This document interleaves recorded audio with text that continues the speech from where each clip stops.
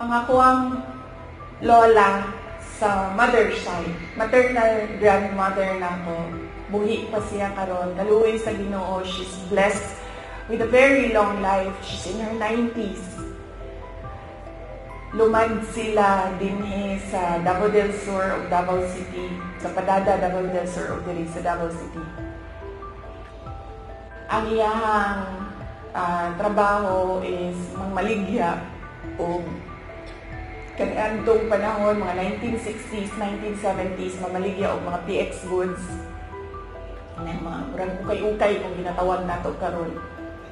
O niya, mamaligya o mga lain-lain klaseng dry goods. Nakaadto siya o baklaran na maligya siya o mga sandals, mga mo ang ginabaligya kanadto. Sa iya ko nakakaton og kanang dili magulat nga naay customer, kundi tawagon nimo dapat ang customer, pasudlon nimo sa imong tindahan. Doon na siya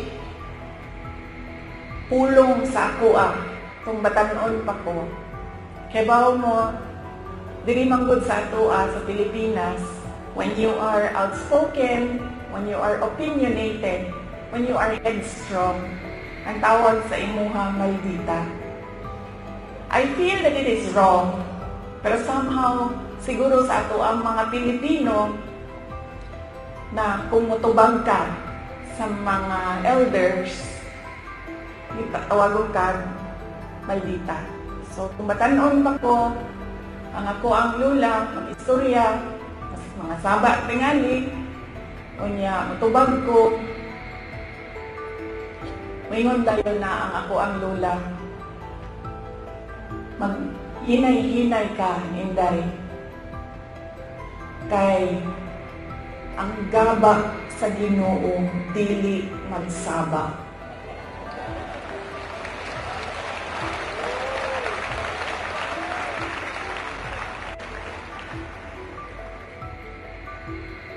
Through the years, while I was growing up, mawin ako ang mahinumduman.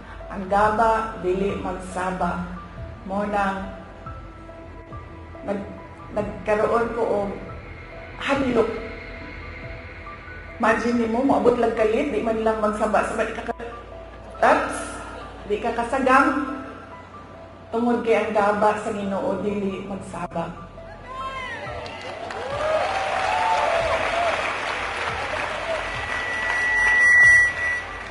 Motong kaganina, I know, dili ko makasulti when our preacher said, love your enemy. Nag-anak lang yun ko.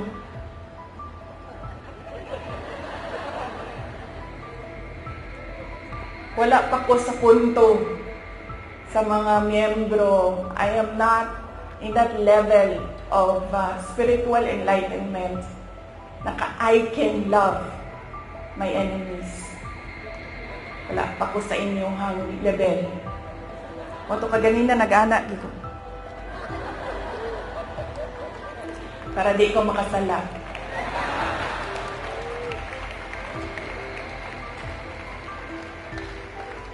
But you know,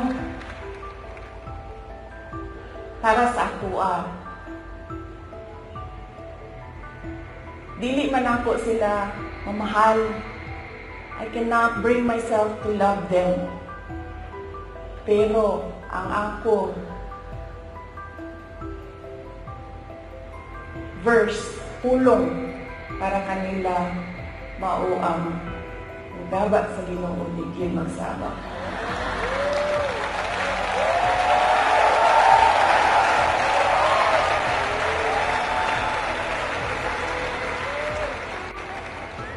Paula siya prinsipyo sa ako ang lula po rin.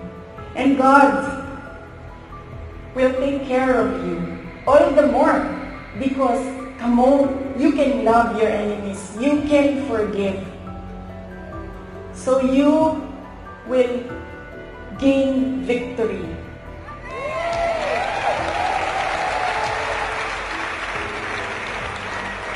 God will be there, will always be behind behind you, around you, above you, underneath you, to cradle you, to shelter you.